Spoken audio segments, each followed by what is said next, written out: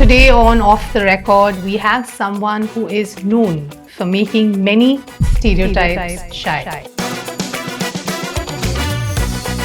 It's so good to have you here today with us, sir. Pleasure. You've said that you don't really have a work-life balance. I don't have a work-life balance. So thank you for joining us today. So Delhi Punjabi, if I'm not wrong. Absolute Delhi Punjabi. South Delhi Punjabi. As South Delhi as India. With the Bengalis. As long as you don't take them seriously. Of course, it's okay. As long as you don't take them seriously. But amongst friends who are lawyers, of course. See, to me, I'm a Vivekanandite. Everybody has their shop to run, and the ecosystem people are also running their shop. Do you think the premier institutions matter in today's day and age? In litigation, it doesn't matter. Very few people were made senior advocates. And I know this is a controversial statement to make. It's also a lot to do with optics. You said that there's an elite displacement that happened, after 2014. Yeah. The left ecosystem wants to create problems to the judiciary. They want to bring pressure. Thought process, which is probably coming from... You have to be more aggressive. As for the wonderful elites of South Delhi, South Bombay, South Kolkata, they can fight it, but they'll have to live with it. He's none other than Senior Advocate Vikramjit Banerjee, Additional Solicitor General of India. It's so good to have you here today with us, sir. Pleasure. Thank you very much for joining in. And I know you're very busy. You've said that you don't really have a work-life balance. I don't have a work-life balance. So thank you for joining us today. I want to, of course, start with your formative years, which go back to Kolkata, and how you made your way to Delhi from there. You also studied in NLS Bangalore. So You've lived in multiple cities. So tell us something about that. What took you to law? Oh, I've always wanted to be a lawyer. There was no doubt. I wanted to be a lawyer from the time I was in school. So, I wanted to be involved, and I say this very clearly, I wanted to be involved in public life. Because to me, my great heroes were all the great heroes of the independence movement. So you really looked up to them, and most of them were lawyers. So you thought that, you wanted to be like them. So that's a conscious choice of why I chose to take up law and take the National Law School exam. Heroes like who?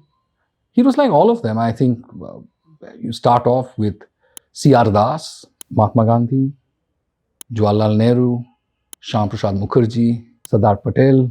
That's quite a mix of thoughts and views there. But I wasn't. It's like I wanted to be like them. So it wasn't a clearly ideological point of view. And what ideology can you have when you're 16 years old? True. So you wanted to be like them. And you all thought at that point of time, they were all, struggling for independence. They were freedom fighters. And you wanted to be like them. And they were all lawyers. So, you look forward to the way they articulated the path for an independent India. And that's what you wanted to follow. As to ideology, I think you would also appreciate that the divisions as we see today come only in the early 90s very clearly. I was 16 in 1990. When you only looked at freedom fighters because all the freedom fighters together because it was against the British. Yes. A lot of the sort of clear-cut ideological divisions which you see today happened from that time onwards. So I grew with it. So you decided now I want to do law because, of course, the greatest people are lawyers. Yes. And then was there anybody in your family who did law? No. So you were a first-generation lawyer? Absolutely. I had a distant grand-uncle who was one of the towering personalities of the Patna bar, because my grandmother was family, and my grandmother also was from Chhapra in Bihar. Yes. And the only person who's a lawyer in the family, as we knew it, was Shamudadu. He was also called Shyam Prasad Mukherjee, but based in Patna. And so during vacations, most of the time we would go to Patna and Chapra. So I've spent some time. So that was the only experience of having a lawyer in the family. But no one direct, no one next to you. It's pretty amazing because being an ASG then, and you've spoken about it in some of your interviews I've read, that you did find it very difficult initially to enter the profession. But that is, of course, for a later part of this conversation. I want to first reflect on your college days and how you got into the academic side also. So if you could, shed some light on that. College days was fun. I think National Law School as during those days, and I think it is the same today, was like work very hard and party really hard. That was the thinking and the ideology of those times, liberalization in full flow. You realize I was there in 92. Yes. That's when the world changes, India changes fundamentally. So that's when liberalizations happens, Mandir movement happens, even Mandal is close by, and the Berlin Wall collapses within 1 year before that. So it fundamentally changes the way one views the world. So we were of that generation. So the ideology was like you work very hard and you party really hard. Law school was great fun. Law school was hard work. Law school was very cosmopolitan. Even though I came from a very cosmopolitan school in Kolkata, but law school exposed me to parts of India, music from corners of India, movies from corners of India, which I had never even contemplated, thought about.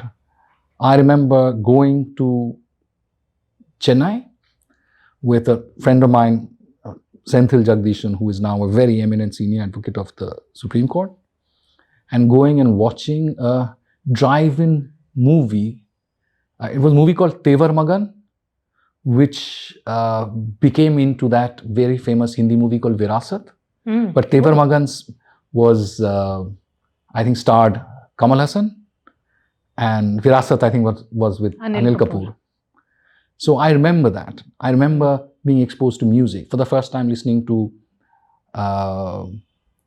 Rahman's music, and listening to Malayali music, listening to, from Telugu music from different parts of the world, different parts of India especially. Law school was a great exposure to India, but law school was hard work as well. You had to do rigorous work. You had to start thinking like a lawyer. So law school was where everybody spoke and thought like a lawyer. And you entered the academic space right after college, or what did you work? No, I went through a little bit of a tricky sort of transition. I graduated out of law school and I joined Mr. V.R. Reddy in Supreme Court, who was then Additional Solicitor General 1. So I joined his office and I worked for a year. Then after that, I went back to Kolkata, where I worked in district courts of Kolkata, because I thought that's where the action is. Then after district courts, then I said I can't handle it. It was a huge culture shock. I went back to Kolkata to the district courts. I then went off to do my master's in the University of Leicester, which I did. And after I came back from University of Leicester, I joined NUJS. 1.5 years as faculty, where incidentally I was brought into it by Professor Menon, who had moved from National Law School after being director of National Law School to Vice Chancellor of NUJS. And he met me at a friend's wedding and dragged me. Because at that point of time, I was torn. I was back from Britain. I actually wanted to go and teach tribal kids in Chhattisgarh. Interesting. I was on the verge of doing that. My parents obviously had completely gone through the roof, because they were like, we gave you this wonderful education and this is what you're going to do. But Professor Menon was, as always, was very well known. As I've spoken before, could sell anything to anyone.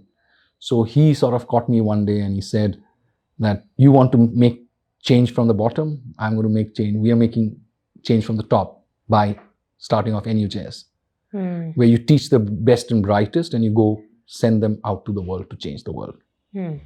So why don't you join NUJS? If you don't like it, you can leave. That's a very interesting way to put things. Yes. Wow. And for 1.5 years, I did that. Then I realized academia is not the place which I would want to be. And then I joined the profession in Calcutta for 6 years, 6.5 years, before I shifted to Delhi. But a lot of senior lawyers are attracted to the academic space. Is there a reason why that happens? Is it because they want to, they've always wanted to get into the academic space, or is it because it's just accidental sometimes? No, because law is, for lawyers, academia is practical academia. These wonderful books, as you see today, are there for a purpose. Yes. It's like the knowledge lies here, and then you translate it and you apply it to the real world. That's what you're doing. And so you moved back to Delhi from here, and then you begin your practice independently? Yes, so that's now I started off independently. Oh. In Calcutta, I joined Mr. Jayanta Mitra, who later went on to be Advocate General of the state, a very eminent commercial lawyer, barrister, senior advocate, one of the greats of the bar. And I worked there for 6 years, and I never thought I'll come back to Delhi at all. Then at a friend's wedding, I met the person today who is my wife, and we decided to get married. And so the choice came as to either she moves to Calcutta or I move to Delhi. Then I said I always wanted to move to Supreme Court, so might as well move. So Delhi Punjabi, if I'm not wrong. Absolute Delhi Punjabi. And you South Delhi Punjabi, as South Delhi as it gets. With the Bengali, so that's quite a... Yeah, I'm sure, on both people. sides, at least from the parent side, when you meet someone and you think the world of the person, then nothing matters. But I'm sure there were apprehensions from both our parents to that extent. And so after marriage, I actually shifted. Okay. To Delhi. And that's been now 18 years. All right. A long, strange trip. And then getting into the government's legal side, where you are now an additional Solicitor General. So what was that shift like for you? No, that was also a process, because I was involved politically for a long time. Before 2014, with the party, with the broad Sangathan, with the broad movement, was involved in it for quite some time. I think from the time I was in Kolkata, from the time I would have been I joined in Kolkata in 2001. So around 2003-04, I would have been involved. And I've seen those days of Kolkata, as I always say that when today there are a lot of people who support the ideology in Kolkata, in West Bengal. At that point of time, I've seen some of the greatest stalwarts of lawyers from the Sangathan. We used to have someone very famously, I've spoken about him, Kalidas Basu. Kalida would go, just started off this, lawyers and organizing lawyers from scratch. And I've seen how difficult it was at that point of time. Sir, I may sound very controversial and I may sound stereotypical, but I feel like in Bengal, or Bengalis per se, there is no center. It's either hardcore left or hardcore right. I mean, that's how I see it, because that's what I've encountered in whatever limited experience I've had. What do you think? What do I think about it? See, there is, of course, to me, I think there are a lot of centrist people. There are wonderful, centered people. And I would consider myself centrist. But there's an anecdote about Bengalis. The anecdote being that for a Bengali, there has to be change. So whether it comes from the right or whether it comes from the left, it doesn't matter. But the system is always wrong. I don't necessarily agree with that. I think I'm pretty centrist in many ways because I've worked with the government for quite some time.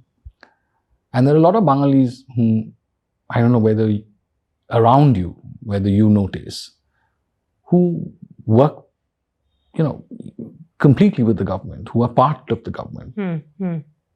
And Bengalis who work in the government are always construed to be, conservative, great institutionalists.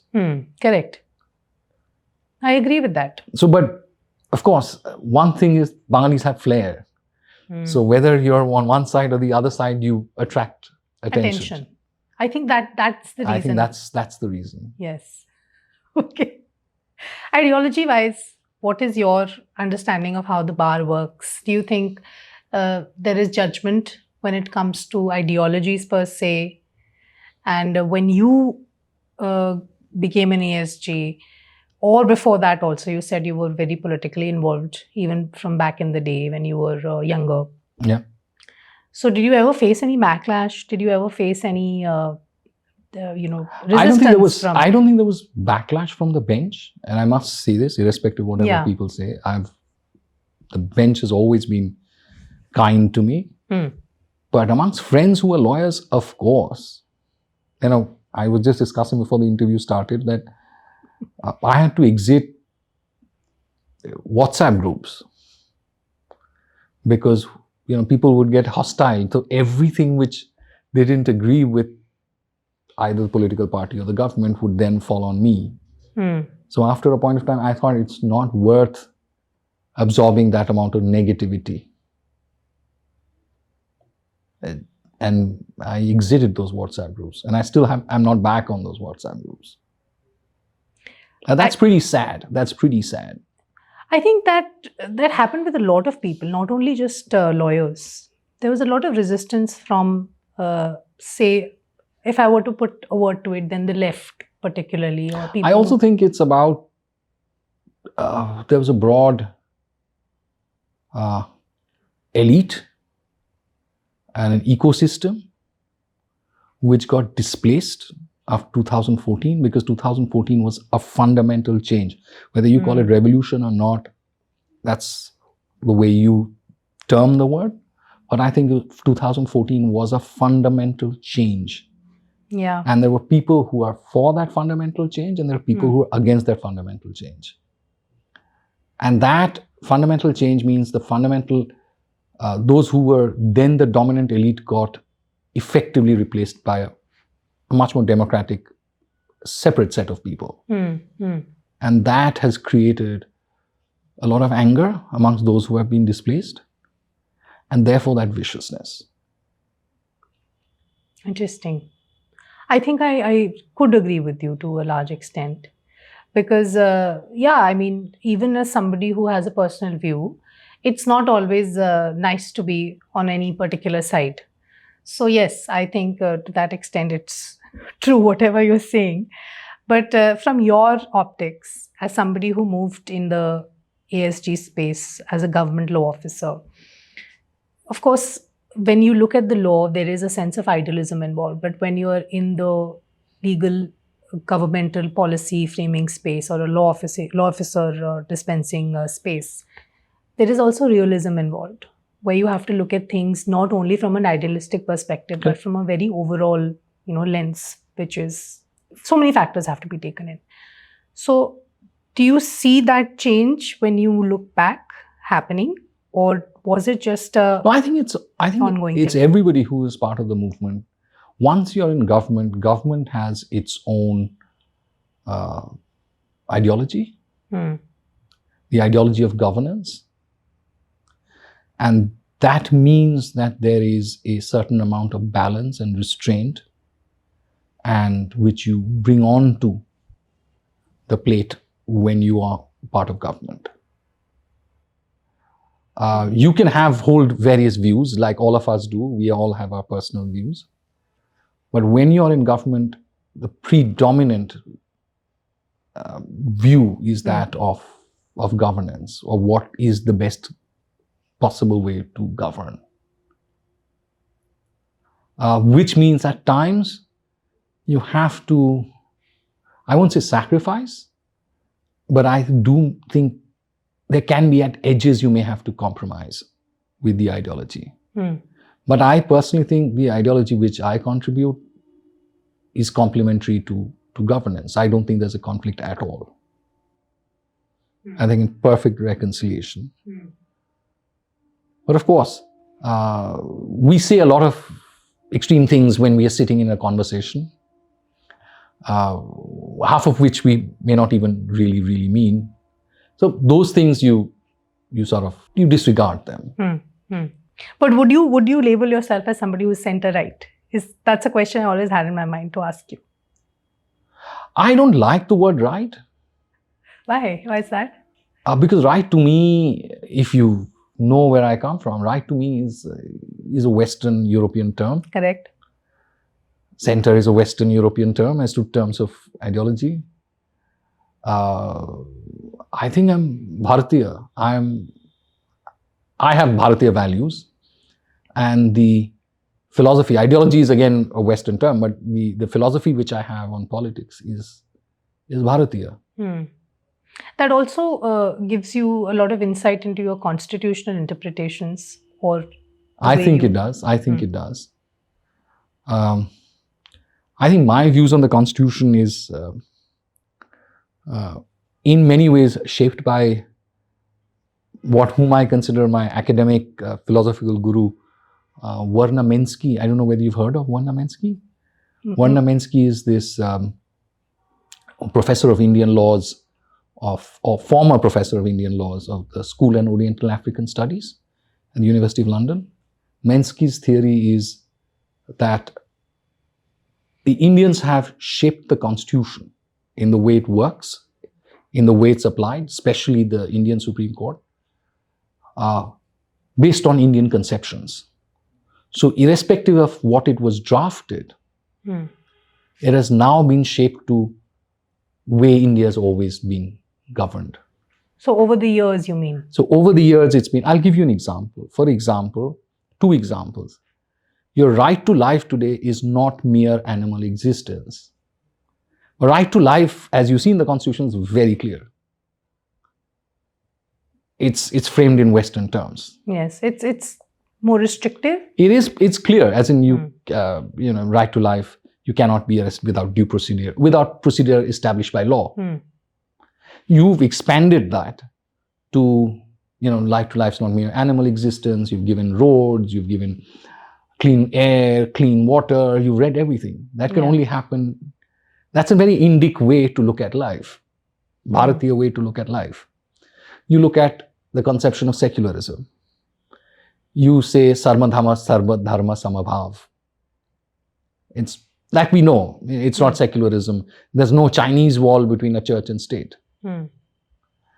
You also, socialism. The Supreme Court says it's actually a mixture somewhere between Sarvodaya and socialism, Gandhian socialism. Yes, socialism is a core that I don't think has ever been separated, regardless of power shifts or whatever it may be, or politics or ideology for that matter. Because again, you shaped it. You shaped it into an Indic version of what that word is. Yes. Article 32. In which part of the world would you have an Article 32 whereby one can approach the Supreme Court with a letter? But Indic, you've always had the opportunity of directly approaching the king for justice. That very famous, I think, Jahangir or Humayun had that golden chain outside the Red Fort where people could apocryphally ring it at night so that they could get justice from the king. And this goes back in ancient Indian, whether you look at Niti Shastras, whether you look at Dharma Shastras, or whether you look at even Artha Shastra for that matter. The ability of the people to approach the king directly for justice is a very old Indic conception. Now you brought that in, actually. And so many of the way we view the world, like even your right to equality, where you've actually said, you came out with the concept of caste is class, which is unique, which is not what is envisaged in the constitution, which doesn't even have that word. So you had to read in jati, which I don't think caste is actually jati, but you have to read that in, because the inequality which goes in Indian society. So you had to read that in. But then there is also this other viewpoint. I agree with most of what you said, but I think I should also reflect on what the other viewpoint is here. Article 21 and 25 may be working inconsistently with each other in the Constitution, where the rights to religious freedoms are being overshadowed by Article 21. So when we look at the Bharatiya and civilizational viewpoint here, how do we put them together? That's the second part of my question. And the transformative or the modern point of view that reflects on the Constitution a lot, and people say that we need the transformative Constitution to move ahead. See, to me, I'm a Vivekanandite. Swamiji's great thing was you live in tradition. Tradition sort of says who you are, but every tradition has to be tested on reason. And there's that very famous line, if it doesn't stand the test of reason, discard it. Wonderful.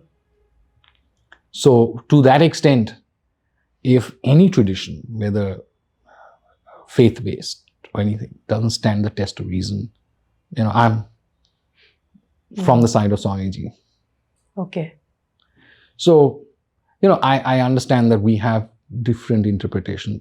All of us have different ways to look at the Constitution, dictated from the background where we come from. Even within what you call a Bharatiya perspective, there are people who come from and different Bharatiya perspectives into reading the Constitution, because at the end of the day, your reading of the Constitution based on your lived experiences. And my sort of intellectual lived experience is Swamiji.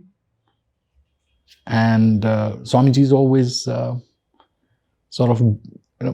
was always of the view that we need to have the spirituality of India, the old India, but you can't go back home.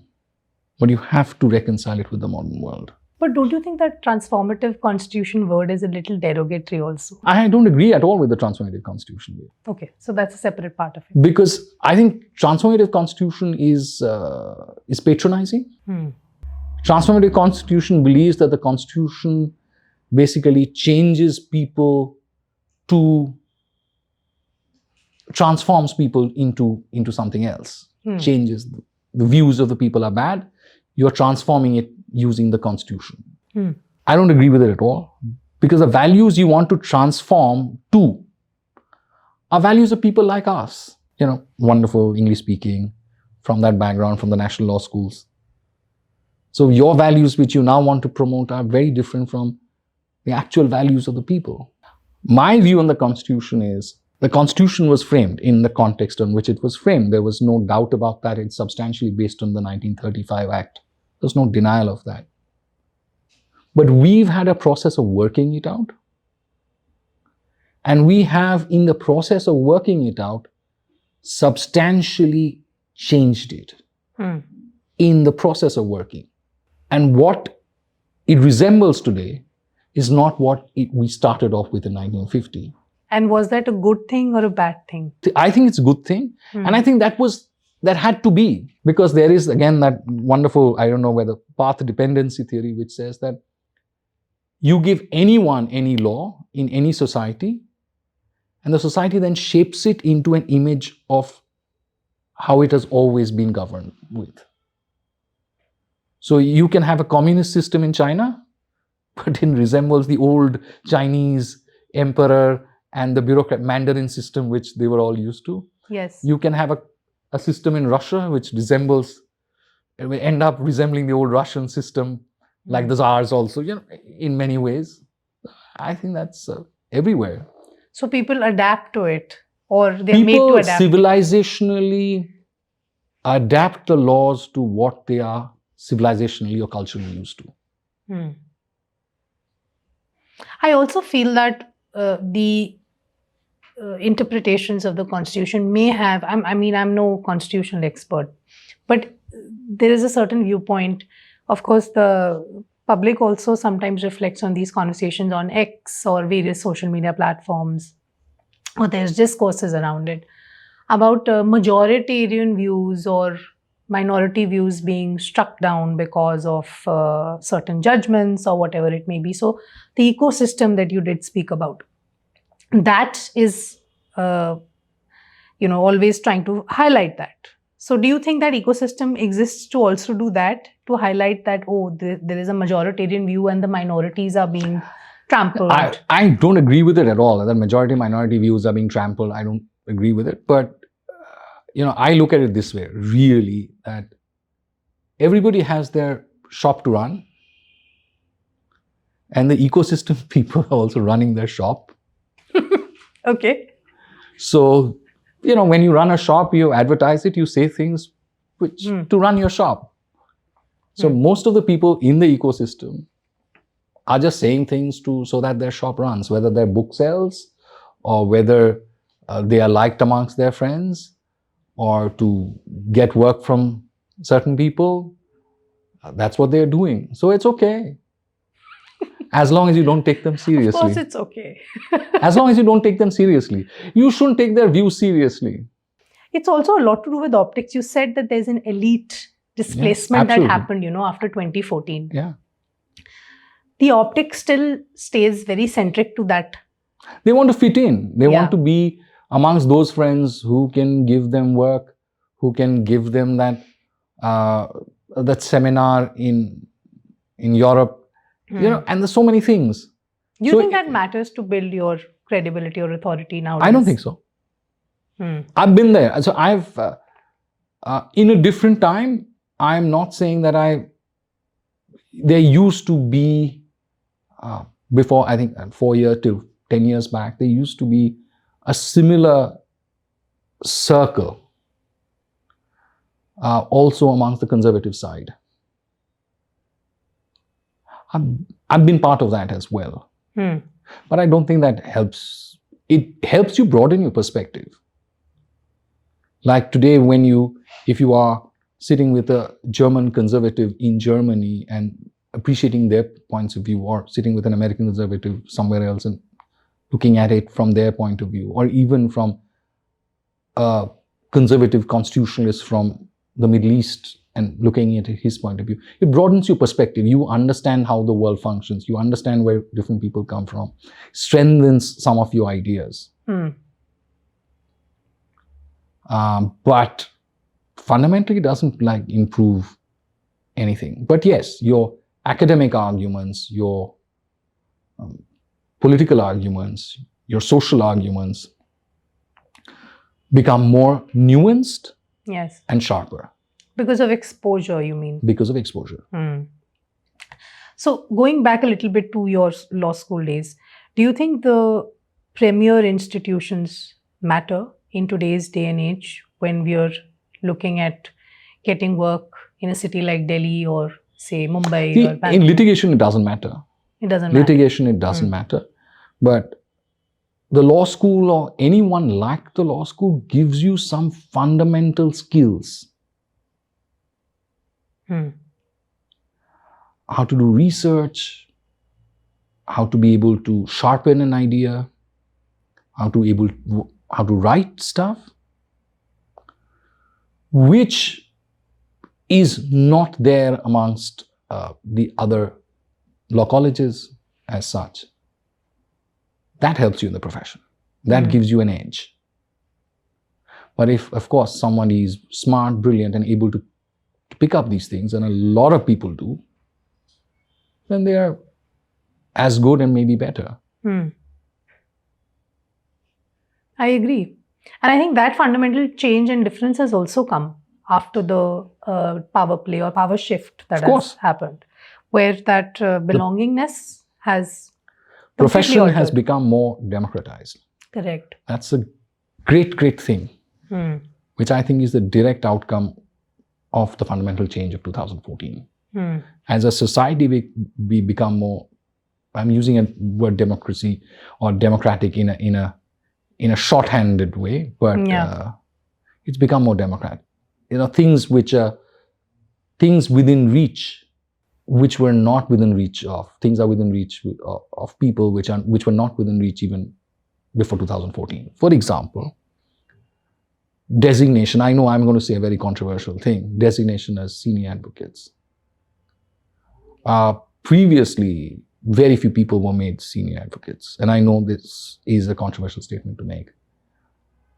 But after 2014, the change that we saw, democratization, large amounts of people were made, was a direct outcome of the actual change of belief in society, saying that everybody should be given an opportunity. You mean the number of people who were designated? And the profile of the people.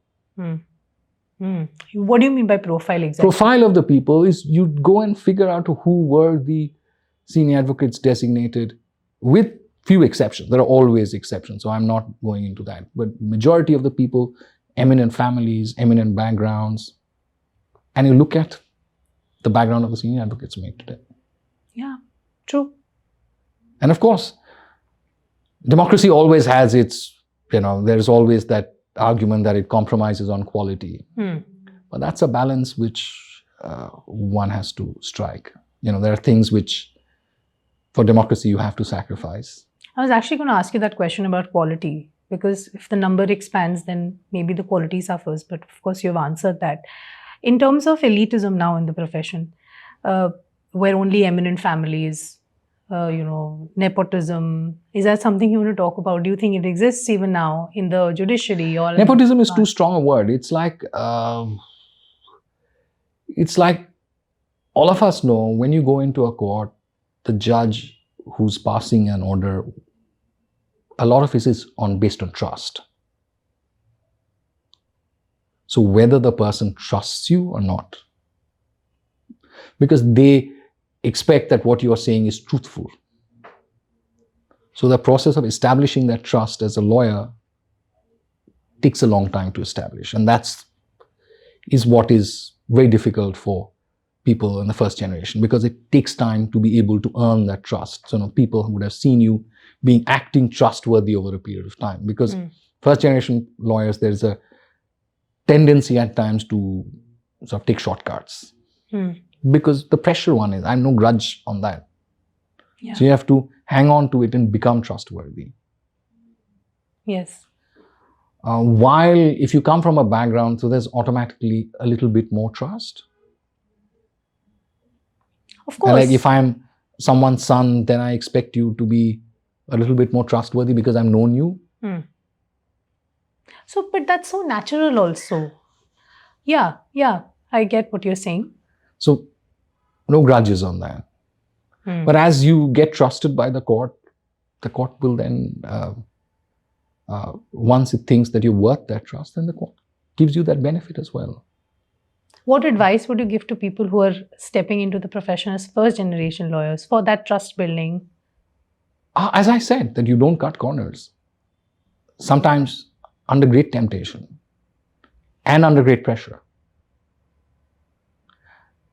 I learned this from my senior in Kolkata once. He called me and he told me this, that you should never cut corners, because the whole thing is about earning the trust from the court. And once you earn the trust of the court, then you can sort of guide the court in whichever way you want to. But if the court loses its trust in you, then it's very difficult. So it takes a while to do that, you're saying? Of course it takes a while. Therefore, it takes first generation lawyers a little bit more time. Yes. A little bit or a lot more than... I think a little bit, because, look at me. Of course, luck is a huge factor. I remember when I said that to make it takes luck. And I think everybody was outraged. A lot of my colleagues at the bar were outraged, saying that being a successful lawyer, you have to work hard, you have to have people skills, and you have to be lucky. I think that's so true. And I've always said that you have to be lucky. Luck is a factor. And I think it's worked out for me. I don't think, and I'm not being deprecatory when I say this, that I think that there are lots of very intelligent, very brilliant lawyers whom I know, but who haven't had the benefit of the break at that point of time in their lives. I had that. And I was ASD at the time of 43, 44. That's pretty early, actually. That's pretty early. And I didn't come from a background. I may have been one of the people who was at the forefront of the fundamental change of 2014. You can say that. Yeah. That's, of course, not denying the fact that you have the caliber and you're capable, of course. But I think, no. What I'm trying to say is that this obviously shows the larger thought process, which is probably coming from the government or how they view things. Give opportunities to people. Yes. They don't have to be from big short families. In the words of the Prime Minister, Naamdaar and Kaamdaar. I think that's I think in the workings, I've seen it work. And there's an example. I don't think I'm a great Kaamdaar or anything. I'm not a great competent person or anything of that sort. But if you look around you, you would see that. This government values people who contribute, values hard work, and not merely where you come from. And when you separate your government law officer work from the work that you've done other than that, how do you, what do you consider more of a learning experience? And which is more difficult? I think law officer work was a huge learning experience. It's fundamentally changed my advocacy. And it also, in some ways, fundamentally changed how I look at things. And it was a great learning experience, as well as I think it also gave me a sense of balance, as I spoke about. So, but I don't know how much it will work when I go into private practice. I've always been told that in private practice, you're expected to be, very demanding as to how you ask for things in court, while the government obviously requires fairness, balance. You cannot come across as unfair when you represent the state. You are also known to be very calm and collected in court generally. Yes. Instead of being very aggressive and loud, and that's not bad either. I mean, there are lawyers who are very aggressively arguing in court, and they do get relief. It's not that they don't. But is there a reason why you do that? Do you do that purposely? No, it's what I am. It's just how you are.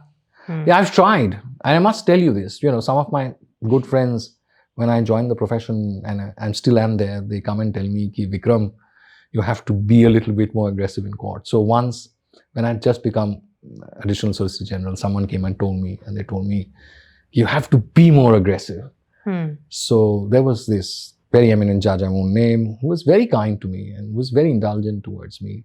So next day I went to his court and then I just full on took him on. And I could see on his face, he was like, what happened? Of course, he threw me out of court completely. What happened to you? Yeah, he completely threw me out of court and dismissed my matter. And he was like, I could see the shock on his face.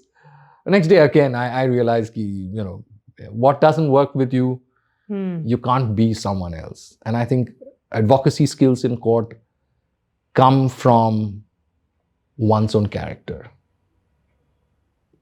You can't pretend. You can, of course, the advocacy arises from that. And you can't pose to be a completely different person than what you actually are. Yeah, popularly called lad jao court se bas sab bhid jao. I've heard that a lot in Delhi. When I also started my practice, that conversation used to happen off and on. And I've seen it that it is as effective. The power of being a law officer taught you. What is that overarching thing that it's taught you? I have a take on power. I've always said this, and I've said this because I have had the opportunity of meeting people who are very powerful, who hold power very lightly. as in it doesn't make a difference.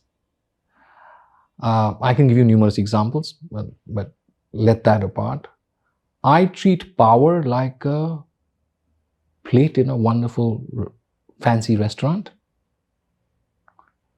where you eat and you leave, but you don't treat the plate, you don't carry the plate with you. The moment you leave, there's somebody who's going to be served on the same plate. So you treat power like that.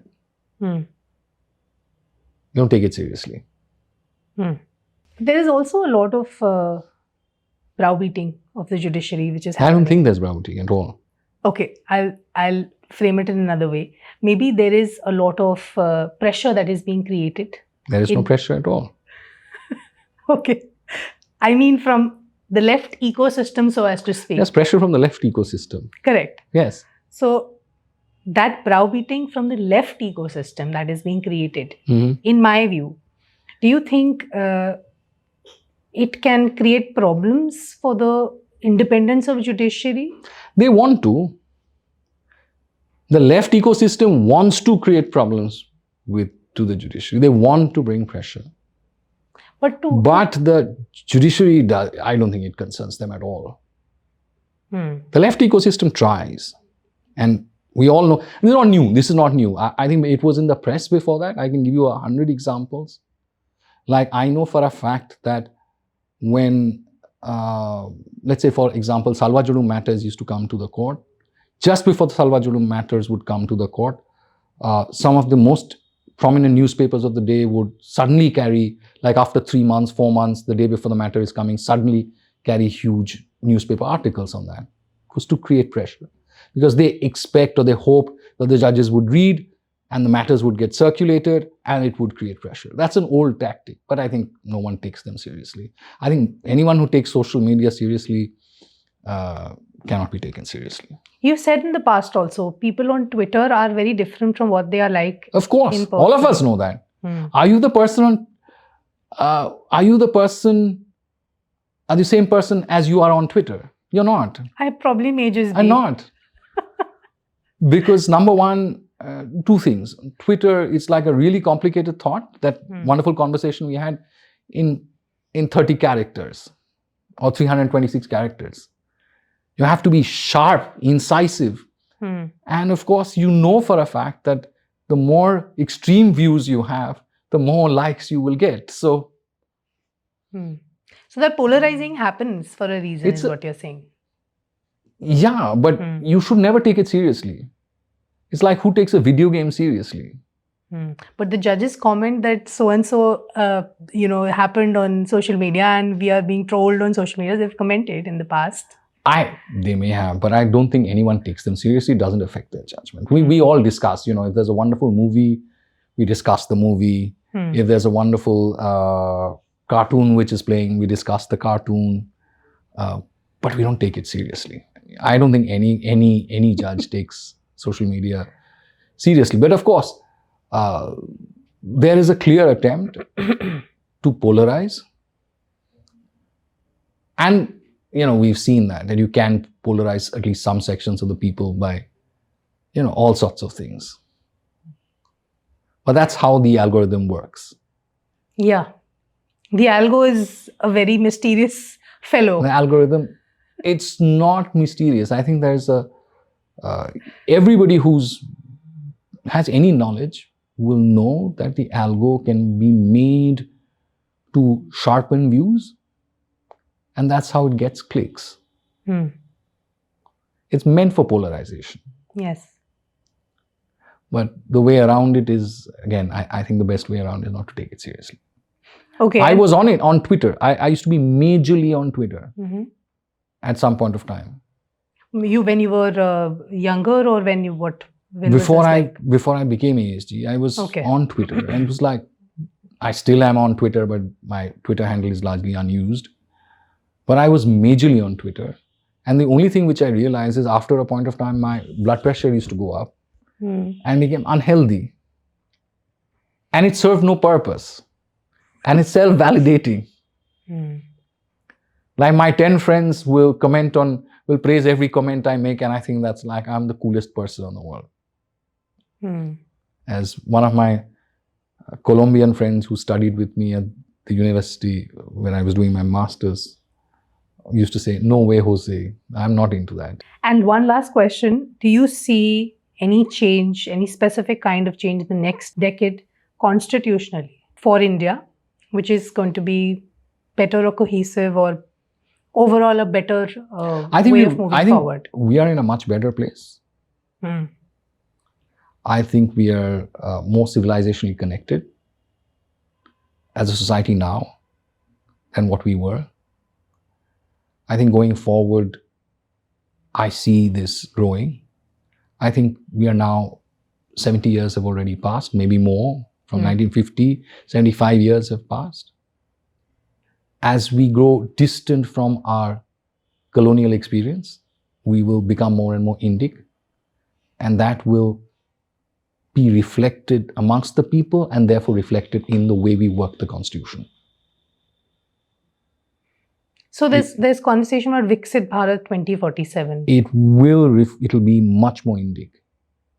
The reading of the constitution will be much more Indic.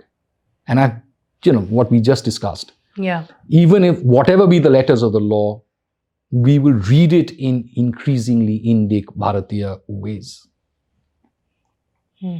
That's the truth. That's how it's going to be.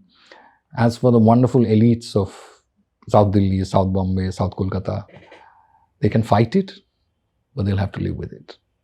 That's a nice way to end the amazing conversation I had with you today. Thank you very much. Thank you for joining us today, sir. Thank you.